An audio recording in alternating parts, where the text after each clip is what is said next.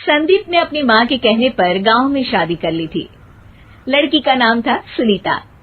माँ का कहना था एकदम मॉडर्न बहू नहीं होनी चाहिए, लेकिन उन्हें नहीं पता था कि गांव से आने वाली बहू सुंदर सुशील तो होगी और उसको गांव से बाहर भी निकाल लाएंगे, लेकिन उसके अंदर का गांव कैसे बाहर निकलेगा। शादी के कुछ दिन बाद, माँ टिफिन तो देना जरा। बेटा अब तो स्कूल नहीं ऑफिस जाता है, माँ से नहीं अपनी बीवी से टिफिन मांगा कर। ओके माँ। सुनीता टिफिन ले आओ। जी लो टिफिन, इसके अंदर पिस्ता डाल दिया है। पिस्ता? पिस्ता क्यों? सास जी ने बोला था ना कि आपको पिस्ता बहुत पसंद है। ओहो, मैंने पिस्ता नहीं पास्ता बोला था, पास्ता। पास्ता? कहीं होता है पास्ता? अरे बेटी तू रहने दे, मैं बना दूंगी। अच्छा किया कि पाव भाजी बनाने का नहीं बोला, वरना किसी के पाव बना देती है। सुनीता को बुरा लगता है, लेकिन उसकी नादान हरकतें कम नहीं होती। ऐसे ही एक दिन, अरे तुमने ये क्या लगाया है? अरे आपको फूस फूस करके लगाते हैं ना, वही। दियो? कहाँ दियो? किसको दियो? अरे वही ना जिससे खुशबू आती है। हाँ सही पकड़े हैं। अच्छा लेकर तो आना। कौन सा दियो लगाया तुमने? अभी लेकर आते हैं जी। संदीप की बात मानकर सुनीता अंदर से खुशबू वाला फुसफुस लेकर आती है। OMG! OMG मतलब ओ माय गणेश ना। अरे OMG छोड़ो, और ये खुशबू वाला फुसफुस की बात कर रही थी तुम? हाँ किसी की, फिर से सही पकड़े हैं। अरे देवी, लेकिन आप सही नहीं पकड़े हैं, ये डियो नहीं है। डियो नहीं है तो क्या लियो है? अरे ये रूम फ्रेशनर है जिसको कमरे में छिड़कते हैं, खुद पर नहीं। कोई बात नहीं, माँ कहती थी आत्मा किराएदार है, शरीर एक किराए का कर्म। हम शरीर पे ये डाल लिए तो क्या फर्क पड़ जाएगा। अरे बहू, ओ बहू, मेरे लिए फल तो ले आ, फिर मैं बाजार जाऊंगी। सुनीता अपनी सास के लिए फल लेकर आती है। अरे बेटा, पपीता, तरबूज और सेब फल ऐसे कैसे खा लूं? काट कर तो ले आ। माँ जी, मेरे गांव में तो खेत से उठा के सीधा खा लेते हैं। अरे ये तेरा गांव नहीं है ना।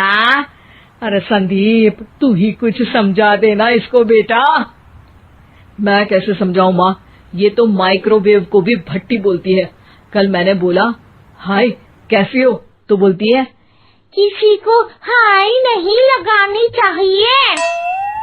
अरे सुनीता, तेरा क्या होगा? अभी तो कैसे बताऊं माँ जी, अभी हम कुछ करेंगे फिर पता चलेगा क्या होगा, लड़का या लड़की। हे भगवान, कहाँ से आ गई है? रामपुर से जी, आप ही तो लेकर आए थे मुझे। अरे मुझे माफ कर दो। पहले कोई गलती तो करिए जी, आपकी तो सारी गलती माफ कर देंगे हम। हाँ अरे बहू, मेरी बात सुन। फल यानी कि फ्रूट जब भी लाए ना तो काट कर लाना, ठीक है? जी ठीक है माँ जी, फल यानी फ्रूट यानी काट के लाऊंगी।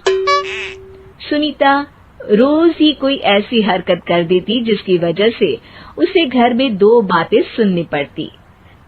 एक दिन, माँ मेरे बॉस घर पर आने वाले हैं शाम को, उनका बर्थडे है, फैमिली साथ नहीं रहती उनके, तो यही पार्टी कर लेंगे। उनको अच्छा लगा तो शायद मेरा प्रमोशन भी हो जाएगा। मैं ना फ्रूट केक लाकर फ्रिज में रख दूंगी और तेरे साथ आज खाना मैं बनाऊंगी, ताकि जब साहब आए तो खाने में कोई गड़बड़ ना हो। शाम को जब सारी तैयारियां हो जाती है, संदीप के साथ बड़े साहब भी घर आते हैं। फ्रूट केक तो ले आना बहू, फिर खाना खाएंगे। अरे इस सब की क्या जरूरत थी, आपने बुलाया वही काफी है। सर, आपका परिवार शहर में नहीं है तो हम ही आपके परिवार जैसे हैं सर। इतने में ही सुनीता फ्रूट केक लेकर आती है और बड़े साहब की टेबल पर रख देती है, और जैसे ही केक के ऊपर का बॉक्स हटाती है, ओह, ये क्या है? केक तो कटा हुआ है, मैं तो ऐसा नहीं लाई थी। आप मुझे शाबाशी दे सकती है माँ जी, मैंने ही केक काट दिया। आपने कहा था ना, फल यानी फ्रूट यानी हमेशा काट के लाना, तो फ्रूट केक भी तो फ्रूट ही है ना, तो मैंने पहले ही काट लिया। हूँ ना मैं समझदार। अरे बहू, ये क्या किया? केक हमेशा वही काटता है जिसका जन्मदिन होता है। तुझे एक बात भी समझ नहीं आती, एक नंबर की बेवकूफ है। पूरा माहौल बिगड़ चुका था। संदीप को लगने लगा था कि साहब उसे प्रमोशन तो दूर की बात है, कहीं डिमोशन ना दे दे, लेकिन साहब बीच में ही बोल पड़ते हैं। अरे कोई बात नहीं, ये इनकी बेवकूफी नहीं है, इनका भोलापन है। बेटा, आप कहाँ से हो?